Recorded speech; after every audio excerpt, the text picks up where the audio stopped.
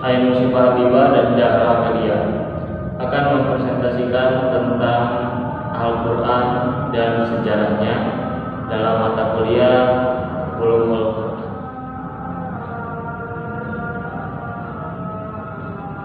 Dari penjelasan ini akan dibacakan pengertian dan nama-nama Al-Quran, dan yang kedua sejarah turunnya Al-Quran, dan yang ketiga adalah hikmah diturunkannya Al-Quran, dan yang keempat adalah sejarah pemeliharaan Al-Quran, dan yang kelima adalah cakupan kandungan Al-Quran. Baik, untuk mempersingkat waktu, akan dibacakan pengertian Al-Quran menurut tiga imam Syekh Muhammad Hudori, baik Subki Soleh, Syekh Muhammad Abdul. Akan dibacakan oleh Zahra Amalia. Tiga imam yaitu Syekh Muhammad Hudori, Subki Soleh, Syekh Muhammad Abdul. Di antaranya adalah Al-Quran adalah firman atau kalam Allah. Al-Quran terdiri dari lafal berbahasa Arab. Al-Quran diturunkan kepada Nabi Muhammad SAW. Al-Quran merupakan kitab Allah yang mengandung mukjizat bagi Nabi Muhammad yang diturunkan dengan perantara malaikat Jibril. Al-Quran disampaikan dengan cara mutawatir atau berkesinambungan. Al-Quran merupakan bacaan mulia dan membacanya merupakan ibadah. Al-Quran ditulis dalam mushaf yang diawali dengan surat Al-Fatihah dan diakhiri dengan surat An-Nas. Al-Quran senantiasa terjaga atau terpelihara kemurniannya dengan adanya sebagian orang Islam yang menjaganya dengan menghafal Al-Quran. Yang selanjutnya nama-nama. Yang pertama, Al-Quran disebut Al-Quran, yang artinya bacaan atau yang dibaca. Yang kedua, Alkitab. Al-Quran sering disebut juga sebagai Kitabullah, yang artinya kitab suci Allah, atau bisa juga diartikan yang ditulis. Selanjutnya Al-Furqan, yang artinya pembeda, maksudnya adalah yang membedakan antara yang hak dan yang batil. Dan Al-Iqra, yang berarti pemberi peringatan, maksudnya yang memberi peringatan kepada manusia. Dan At-Tanzil, artinya yang diturunkan, maksudnya adalah Al-Quran diturunkan oleh Allah kepada Nabi Muhammad melalui perantara malaikat Jibril untuk disampaikan kepada seluruh umat manusia.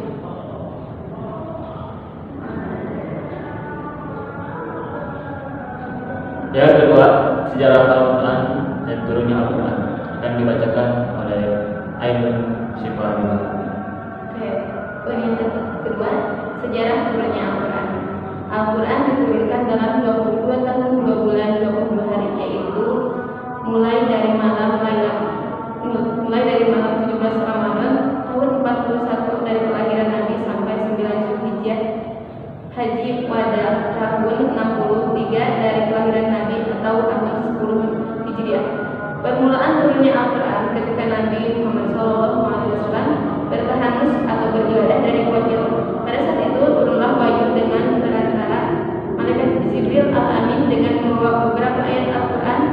Surat yang pertama kali diturunkan adalah surat Al-A'raf ayat 1-5. Sebelum wahyu diturunkan, telah turun sebagian irhas, tanda dan dalil sebagaimana hadis yang diriwayatkan Imam Bukhari dengan sanad dari Aisyah yang menunjukkan akan datangnya wahyu dari bukti nubuwah bagi Rasul SAW yang mulia. Kecintaan beliau untuk menyendiri dan bersalawat di Gua Hiro untuk beribadah kepada Tuhannya.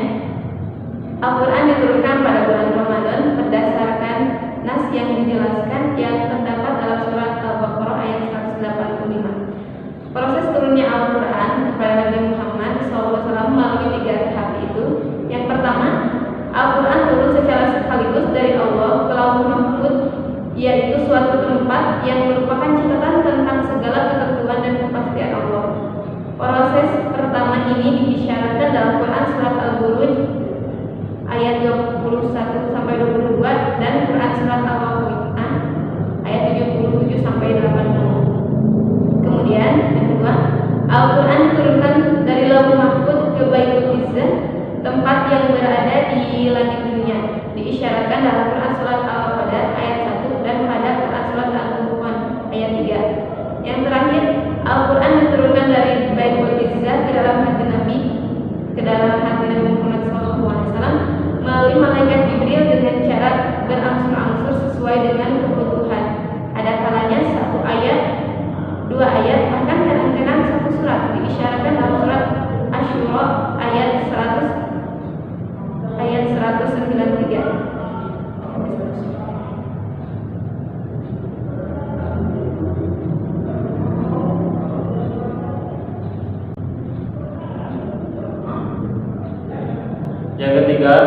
hikmah diturunkannya Al-Quran secara berangsur-angsur kepada Nabi Muhammad.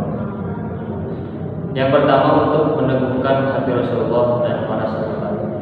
Jadi hikmah diturunkannya Al-Quran itu adalah untuk meneguhkan hatinya Rasulullah dan para sahabat, sehingga beliau dan juga para sahabat bisa mengukuhkan hatinya dan bersandar kepada Al-Quran, dan sebagai tantangan orang kafir dan mukjizat.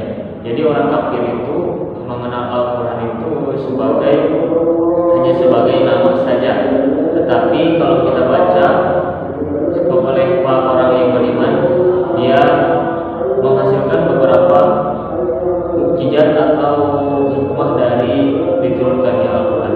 Yang ketiga, mempermudah dalam menghafal dan memahami. Itu sebagai para hafiz dan hafidhah yang selalu menghafal dalam hafalannya, yaitu hafalan Al-Quran. Yang keempat adalah relevan dengan penetapan hukum dan aplikasinya, sehingga Al-Quran bisa dijadikan sandaran hukum, karena hukum Islam terdiri dari Al-Quran, Sunnah, Ijma, dan juga Qiyas. Yang keempat adalah memperkuat keyakinan bahwa Al-Quran adalah benar dari Allah. Yang ketiga, sejarah pemeliharaan dan pemurnian Al-Quran. Pemeliharaan Al-Quran pada masa Rasulullah SAW. Pertama, pemeliharaan Al-Quran dalam dada. Pemeliharaan Al-Quran dalam dada sering disebut juga pengumpulan Al-Quran dalam arti hifzuhu atau menghafalnya dalam hati. Yang kedua adalah pemeliharaan Al-Quran dalam tulisan. Ayat-ayat Al-Quran mereka tulis dan pelepah di dalam pelepah kurma, batu, kulit atau tulang binatang. Jadi pada saat itu orang Arab sering lebih enak untuk menghafalnya daripada dia menulisnya. Terus dari sana ada pemeliharaan, ada yang pemeliharaannya dalam hati, dalam akal atau dalam hafalan, dan juga yang kedua adalah ada yang memeliharanya dalam bentuk tulisan yang ditulis dalam pelepah kurma, batu, kulit atau tulang binatang.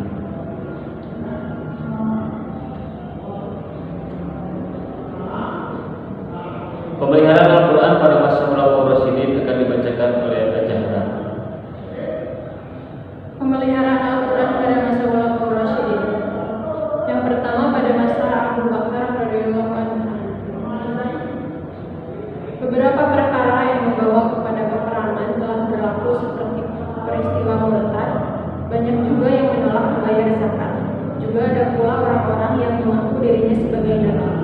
Di antara peperangan yang hebat dan terkenal itu adalah peperangan Yamamah, di mana kebanyakan tentara Islam yang ikut dalam peperangan ini adalah terdiri daripada para sahabat penghafal Al-Quran.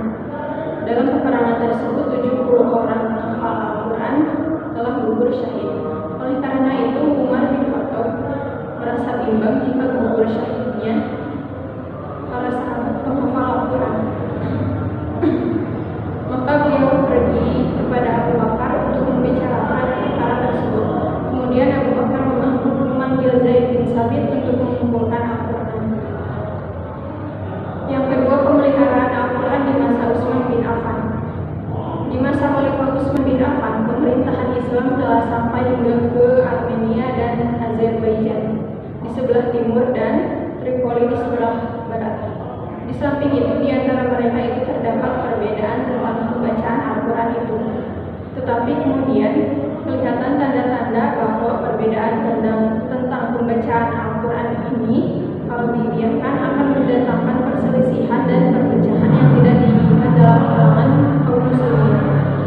Maka Khalifah Utsman meminta kepada Hafsah binti Umar lembaran-lembaran Quran yang telah diikat itu, yang ditulis di masa Khalifah Abu Bakar, yang disimpan oleh Hafsah untuk disalin. Kemudian beliau membuat ibu diberikan tugas untuk membukukan Al-Quran, yaitu menyalin dari lembaran-lembaran tersebut, seterusnya menjadi buku atau diikatkan. Yang ketiga, Al-Quran pada masa modern. Al-Quran mengandung isyarat-isyarat tentang ilmu pengetahuan dan teknologi serta ayat-ayat Arab yang dapat dijadikan motivasi dan inspirasi dalam berbagai rekayasa baik sosial, teknik maupun genetika. Jadi pada masa modern ini Al-Quran lebih sering digali kebenarannya dan digali bisa dijadikan motivasi dalam berbagai rekayasa baik sosial maupun genetika.